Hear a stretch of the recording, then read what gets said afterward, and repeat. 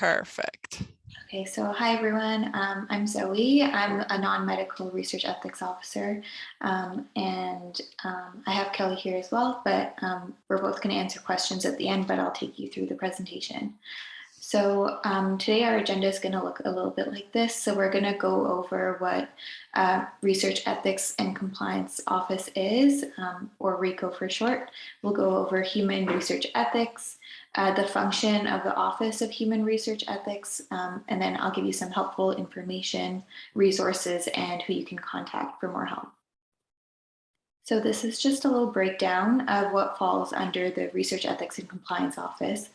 So we have human research ethics is where our team lies.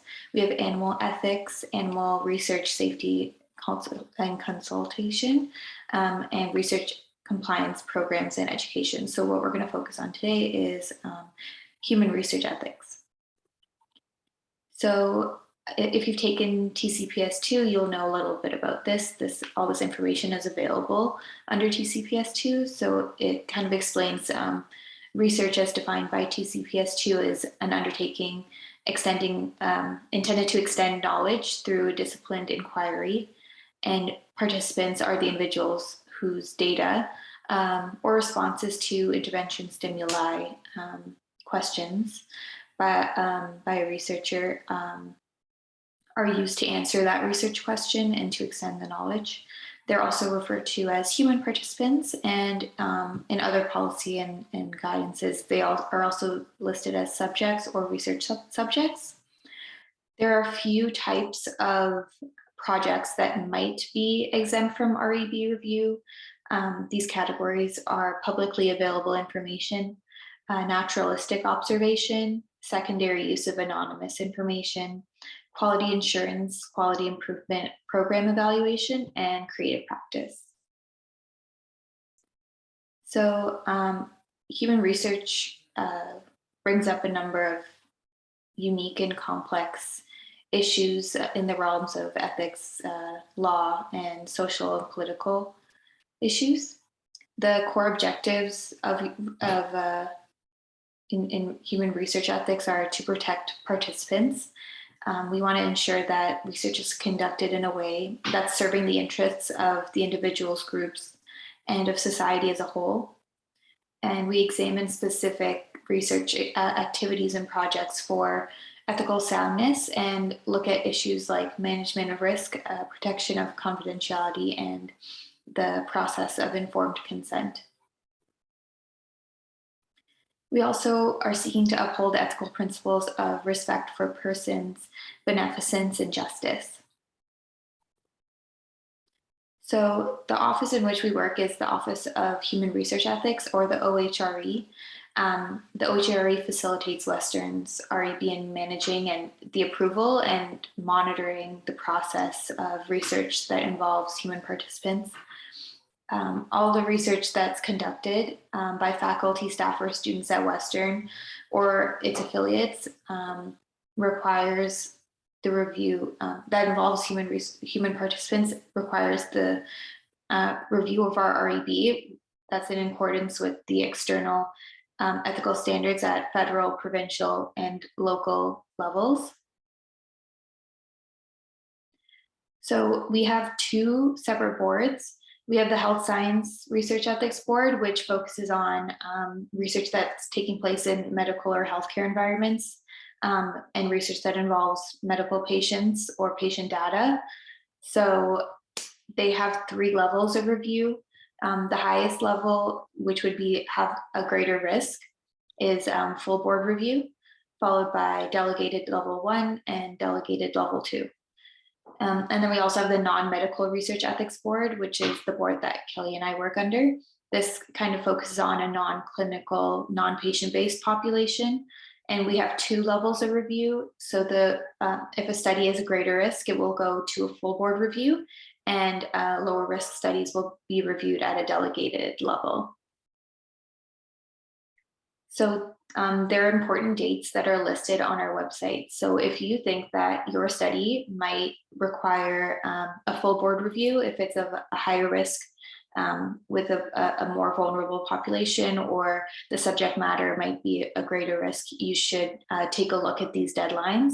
So the Non-Medical Research Ethics Board, we meet once a month. So normally the deadline falls around the 20th of the previous month. So to ensure that your study is being reviewed at that upcoming meeting, you're going to want to have submit your study prior to the deadline so that it can be assigned to the next upcoming meeting. So this is our review process. So we have initial reviews, which are studies that have not yet been approved by the REB and haven't been started. And then we also have post-approval events, which are changes or updates to REB submissions that have already been approved and may have been started already. These are some of our post-approval forms or subforms to the main application. We have amendments, which are modifications to the approved application or the study documents. These amendments need to be approved before these changes can be implemented. We have reportable events, which can be protocol violations or deviations, which are unapproved study activities that may take place. Serious adverse events, which are harmful outcomes to study participants. FYIs, which are minor updates that the REB needs to know about. There's data safety and monitoring board committee reports, which is more for the health science side. And then there's participant complaints or privacy breaches. So if something like this comes up, you need to make sure that you're contacting the REB before you submit the reportable event because they're of greater risk. Then we also have continuing ethics reviews or CERs. These are annual updates that are required for studies to be extended beyond 1 year. So once you receive approval for your initial application, you have approval for 1 year. And then once it's reaching that expiry date, if you're going to continue that, you plan on continuing the study beyond 1 year, you'll need to submit a CER so that it can be approved for another year. And then we have study closures. So this is the end of study report that's required when you have no more participant involvement and data collection is complete. Data collection and transfer is complete. So this is done when you've completed the study and it gets reviewed and acknowledged, and then your study is now closed. So this is just a snapshot of our website. So once you're getting started, you'll need to create a REM account. So this page kind of goes over how you can get started with REM and all the different functions within REM. So we have user guides, quick guides, and training videos that are all available here. And then if you look on the side here, we also have other sections of our website that are really helpful. I think the best spots are the workshops and seminars. They kind of go over different processes from a higher level. And then we have guidance, guidelines and templates where you can find different guidance documents that can help you with different issues that might arise, and different templates that are available, such as for recruitment documents or the letter of information, for example. So this is the our initial review kind of cycle. So as I mentioned, we have two different levels of review. We have delegated review and the full board review. So I'll just go over the delegated review first. So what will happen is the principal investigator, PI, will complete the application form within REM, and then it gets submitted to the OHRE. So at that point, we'll review it for completeness. If the study is incomplete at that point, so for example, you have stated that you're going to be conducting interviews as well as surveys, but you have not uploaded your interview guide, that might get it sent back as incomplete, and then you would need to upload the appropriate information that's missing. Once the study is deemed to be complete, it'll be assigned an ethics officer and a primary reviewer, which is a board member, and they will then review the application. Normally that timeline takes about 2 to 4 weeks, depending on the volume that we have. Once the review is complete by both parties, we will create a recommendations document. and that document will be sent to you and the PI to complete all the appropriate recommendations that have been listed. So once you've completed those recommendations, you would submit a response, and that response is then reviewed by the ethics officer to make sure all recommendations have been addressed. If there are further recommendations that have not been addressed, it'll get sent back to you again with a new recommendations document. And then we'll need to ensure that those are addressed before it can be approved. If all recommendations have been addressed, then the study will be approved. So the timeline for responses is normally 1 to 2 weeks, also depending on volume. So for the full board review kind of follows a similar format, but what will happen is after it is deemed complete, it'll be assigned to a full board meeting. At that meeting, the primary reviewer will present the study to the board, and the board will discuss the study and submit all concerns and recommendations. Those will be listed in a recommendations document that will be sent back to the principal investigator, and then it will need to be addressed. So there are different kinds of decisions that can be made at the full board meeting. So it can be approved, which means there's no modifications that are required. It can be approved pending modifications. So there are changes that need to be made as listed in the recommendations letter. And then the ethics officer and chair will review those recommendations. And if they've all been addressed, it'll be approved, or it can be deferred. So this happens when there are significant modifications required. So the PI will be sent a recommendations letter, and that response will need to be submitted back to the full board meeting for the next upcoming meeting, and it'll be reviewed again by the board, and then they'll make another decision. So they'll make an approved decision or a pending modifications decision, and then from that point, once all recommendations have been addressed, the study will be approved. So that's kind of just an overview of what the process looks like. So who can be a PI? So a PI eligibility is held normally by faculty or staff. So it'll be written into job requirements or contracts. So students cannot be a PI. You would require your supervisor, who normally holds PI eligibility. There's more information that's available on our website as well, eligibility guidelines for who can be a PI. And then if you're not sure, you can always reach out to our office to confirm, but normally it's written into faculty contracts. So when you're submitting your project, you need to make sure that you're giving yourself an adequate amount of time for the review and responses. We normally recommend about 2 months in advance of when you would like to get started. There are like a number of issues that can come up during the review process that can cause delays. So mitigating those in advance can speed up your review timeline. So oftentimes we kind of see delays because of incomplete submissions, where there are important components missing, or there's a lack of clarity in the application.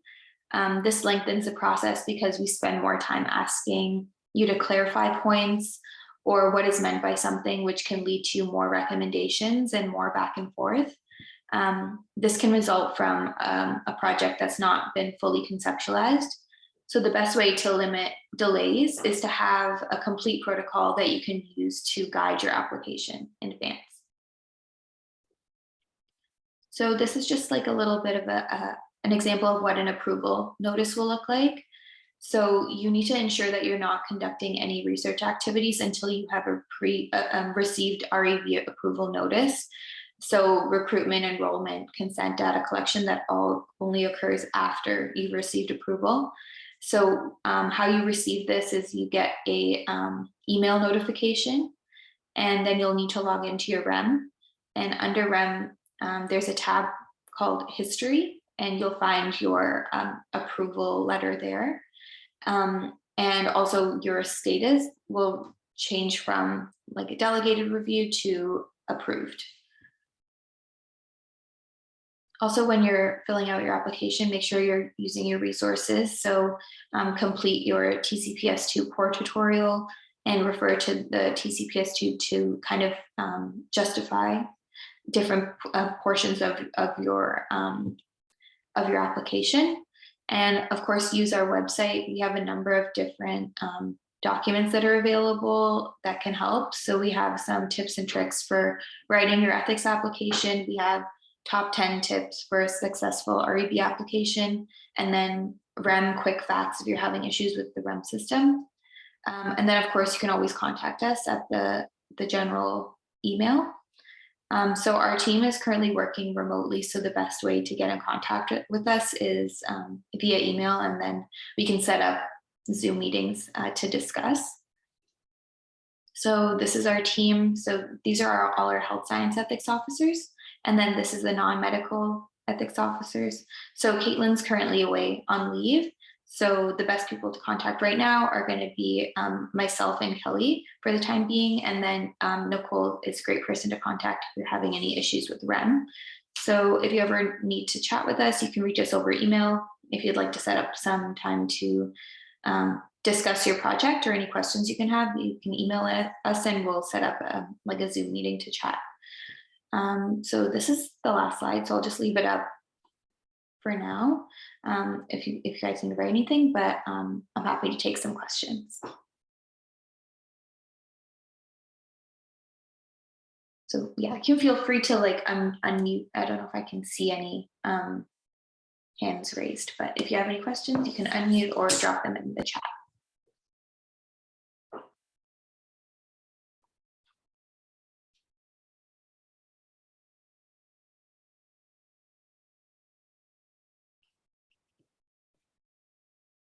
Hi, yeah, go ahead. Hi, Zoe. Thank you so much for your wonderful presentation. It's very helpful as I'm now actually preparing my ethics application. And I have a question regarding the starting date. For example, on the ethics application, if I put, for example, research activity will take place from, for example, February 2023 to July 2023, just because I'm considering, the time might take to process the application. But then just in case, for example, my ethics was approved earlier, in that situation, will I be able to start the research activity earlier if the research participants are okay, or do I need to, apply for amendment? Yeah, so once you have your approval notice, you can start your research activities. We don't specifically ask like a specific date. It kind of just, if you give us a timeline, so we have an understanding of it. But if your approval is granted prior to that point, you can start research activities. Wonderful. Thank you so much. My recommendation would be, instead of putting in exact dates, so February 2023 till whenever, a timeline is better. So if you plan to take like 3 months for data collection, I would say that versus February to May. That way you can start whenever you want, whenever you get your That's approval. a good suggestion. Maybe I should just put like the research activity would take 6 months, about 6 months, something like that. Yeah. Okay, awesome. Yeah. Thank you so much. A lot of times in recruitment materials, we'll see researchers saying to participants that, like, let's say it's a survey, this survey is available until January 31st, 2023, and then they don't have approval by then. Those sort of things need to be changed. So we don't require that level of detail. So I would just avoid putting it in there. Yeah, and another question when you are mentioning about the details that came to my mind is when we're filling out the online form, and I noticed participant. I know like on the guidelines, it actually recommends us not to mention the specific number of participants we're recruiting, just in case like situation change, so we have to make amendment later on. But where the information we put in the online application affect like the letter of information. Does that make sense? Like my question? Yeah. Yeah. So we, oh, sorry, Zoe, do you want to? Oh, there's like a section in the REM application that asks you for like your participant numbers, like how many participants you expect, and then what your justification is going to be for like concluding recruitment. So you can input that information there, but we don't require it to be in the letter of information. Okay, sounds good. Thank you so much. That's so helpful.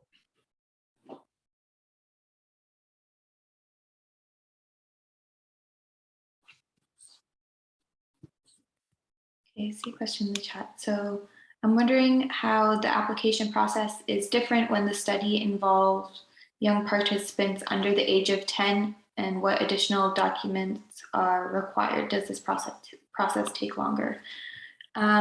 So I believe that under 12 years old, parental consent is required for studies involving that age group.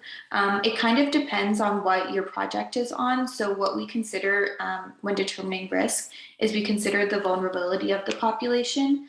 And then we also consider the subject matter and content of the study. So if it's a vulnerable population and then also the subject matter is a bit higher risk, it might go to the full board.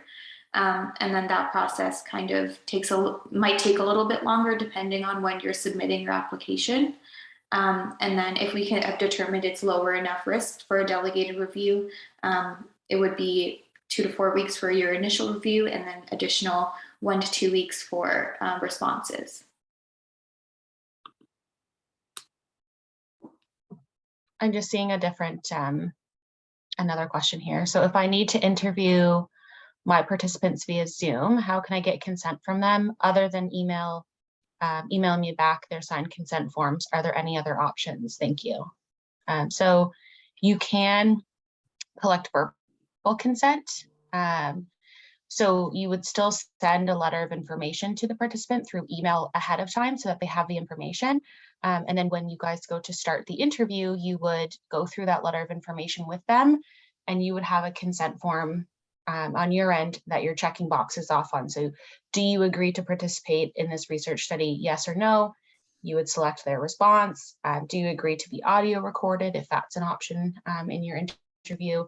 You would select yes or no, and then you would sign. So you would put their name on the form and you would sign as the person obtaining consent that it's an accurate representation of the consent process.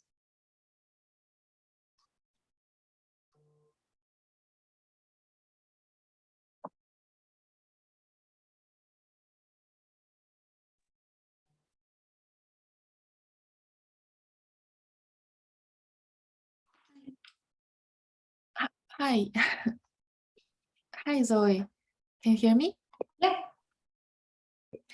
Okay, I thank you for your informative this Zoom meeting, and I have a question related to the translation section.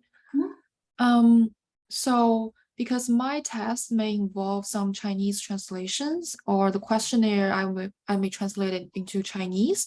So I'm wondering, so I need to submit the translated materials which are in English, right? Mm-hmm. The translated material. And the question is the PI qualified to attest the accuracy of the translation? So this question means, does it mean that the PI should know Chinese or should see the translated version in English?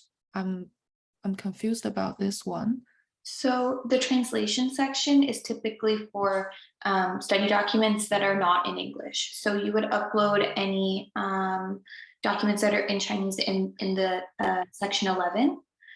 So you want to, when you have an attestation, it's asking that question. So that would be like if the PI is fluent in that language, then they can attest to the appropriate translation of the study documents.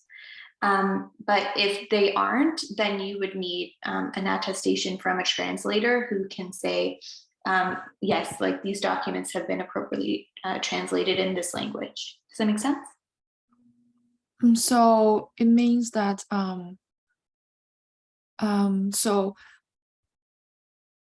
what I should upload is the English version or Chinese version, sorry, because I will deliver the materials to the participants maybe in Chinese. Mm-hmm. So I need to upload the Chinese version in this section, or I should translate it into English and upload it? So the English documents would need to go in like the appropriate section, so like section 2 or 4 or 5, and then the Chinese documents would go in section 11. Oh, I see. So if my supervisor doesn't speak Chinese, so I need to find a place to do like a certificate to make it sure that the Chinese version is the correct one as the English version. Yeah, that's correct. So I think that Kelly can correct me if I'm wrong on this, but I think that if like the student is fluent in that language, the PI can like indicate that the student is fluent in the language and they're able to translate those materials. But if like neither the PI nor the student or co-investigators are fluent in the language, you would need like a professional like translator to provide that confirmation. So the PI you would still select no, the PI is not like able to attest to that, but then you would yourself as the student, you can do the attestation letter yourself. If the study is deemed low risk, it's dependent on like the materials that you provide.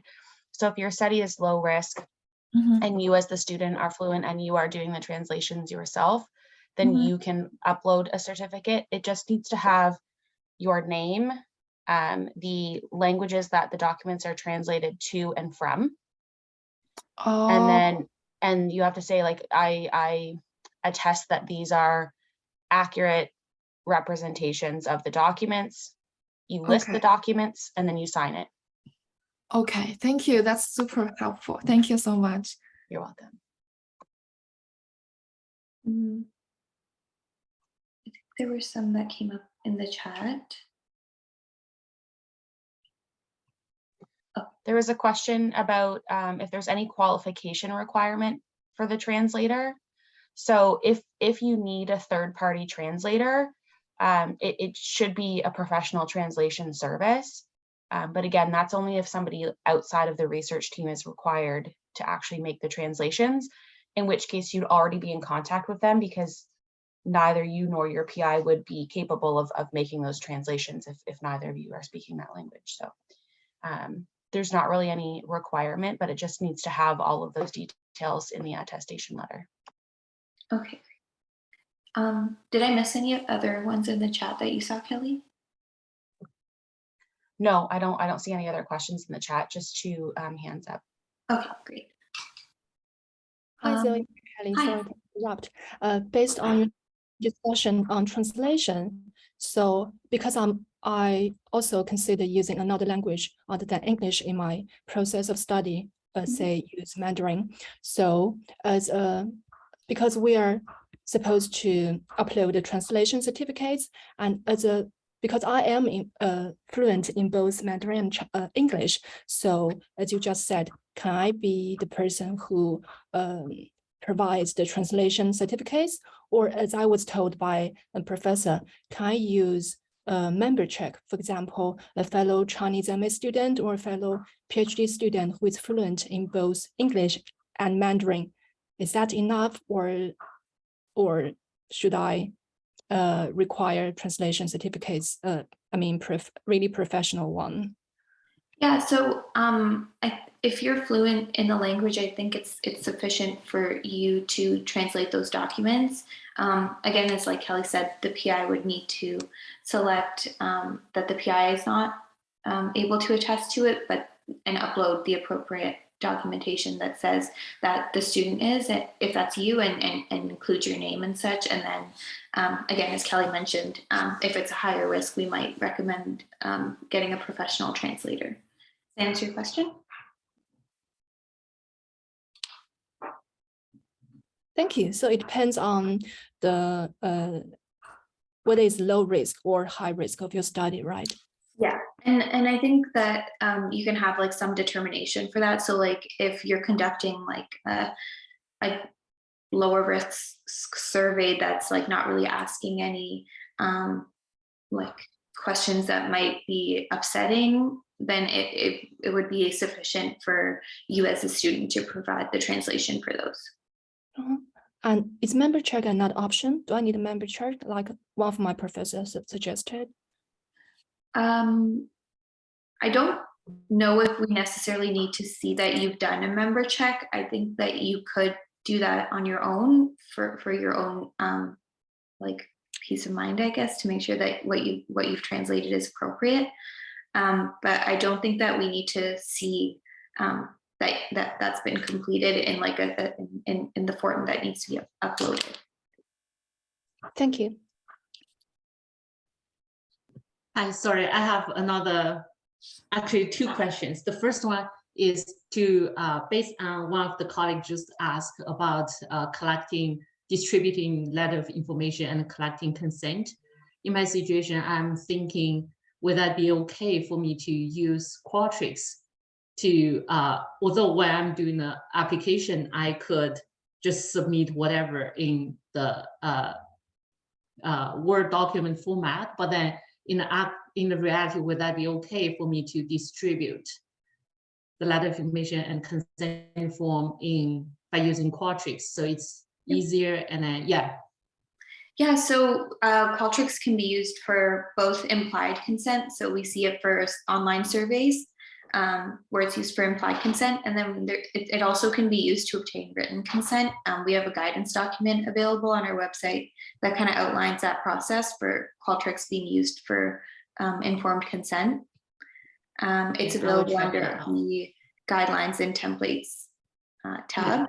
But yes, in that situation, do I need to create Qualtrics links in advance just to attach that for you guys to review, or like I could do that later? Yeah, so if you're using Qualtrics for either for consent or also for surveys, we need to see that link. So the link shouldn't go live, but like have it available for us to view to make sure that everything is lined up appropriately. Yeah. Yeah, and sorry, another question is regarding the collection process. Because in my situation, I plan to use interview, participant observation, and document analysis. For document analysis, it's much easier for me to collect. But then now with the COVID policy in China, it's a little bit tricky, the situation. So would that be okay for me to, ideally, I plan to conduct most of the research activity in person, but then at the moment, they won't allow any outside researcher to enter the kindergarten. So I'm wondering if that is okay for me to, say, conduct the interview by Zoom at least, so I could start the process. And then once, for example, if the policy change, and then when they allow me to visit in person, and then I probably do the participant observation in person. Would that be an option, or what's your suggestion? Yeah, so you can conduct the data collection in any way that you think is most appropriate. So if that's over Zoom at this point, you would just detail the process over Zoom and explain that in the application. And then if further down the line, policies change and you can now go in person, you could submit an amendment to us indicating that you'd now like to conduct your study in person. And then kind of justify that, upload the appropriate information, and then that would get reviewed and approved. I see. Yeah. Can I also now say, like, I will leave the interview option open for interviewees, just because sometimes some people may prefer to have the Zoom interview instead of face-to-face, just because it probably works better for their schedule or something like that, where I leave that open and then only keep participant observation as an on-site activity. Yeah, that's fine. So we see studies that have like the option of having data collection done in person or on Zoom, and like the participant can decide which they prefer. So it's fine to have both. Okay, awesome. Thank you so much. No problem. See some in the chat. So yes, this is being recorded and it'll be sent out, Hillary. So how do you make sure if we need the full board review or delegated review. So that is kind of, so how we determine risk level is we look at the population. So if they're a more vulnerable population, it might increase the chances of your study going to the full board. And then at the same time, we're also looking at the subject matter and content of the study. So if you are asking higher risk questions that may lead to upset or discomfort from the participant, that also increases the likelihood that it goes to the full board. So if you have a study that you think might be of a higher risk, just to make sure that you're submitting it before the full board deadline for the upcoming meeting, which are all available on our website. So you can take a look there and see and plan your submission accordingly. But it really depends. It's kind of a case-by-case basis. We'll take a look at it and see if it warrants going to the full board or if it can be reviewed at a delegated level.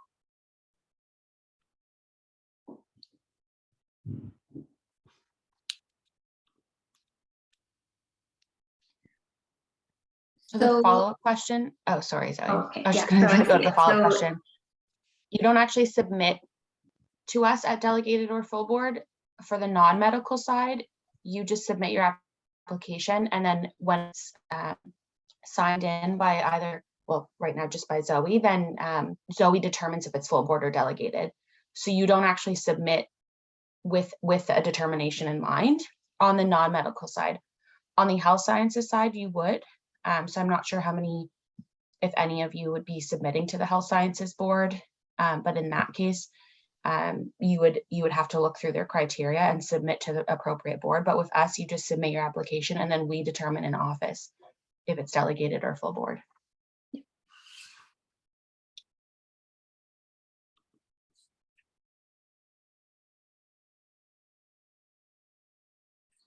Yeah, are there any additional questions? And of course, like if something comes to your mind at a later point, you can feel free to send me an email. I'm happy to answer.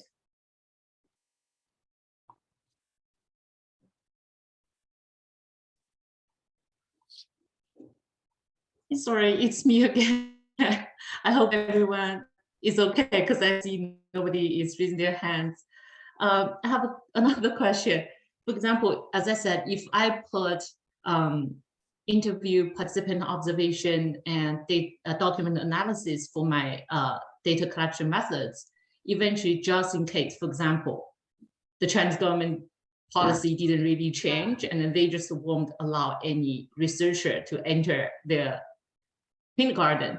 So if that is the situation, if I decide, okay, I'm gonna, do, well, I'm not going to do the participant observation, and I will probably just rely on the other two sort of data collection method to do my research. In that situation, do I need to do amendment, or that is okay? Yeah, I think that like if there's any like changes to your study protocol, it needs to be submitted as an amendment so that the office is aware and knows. But I think it's like a lower risk if you're like eliminating something, but I think we still need to see it through an amendment. Okay, yeah, thank you.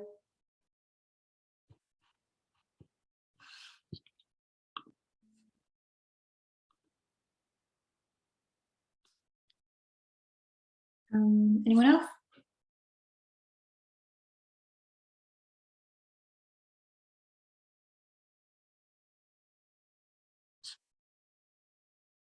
No. Okay, well, if anyone has any additional questions after, feel free to send me an email at any point. I'm happy to answer over email or set up a meeting to discuss your project further. And I'm going to stop the recording now, and it should be sent out to everyone who registered.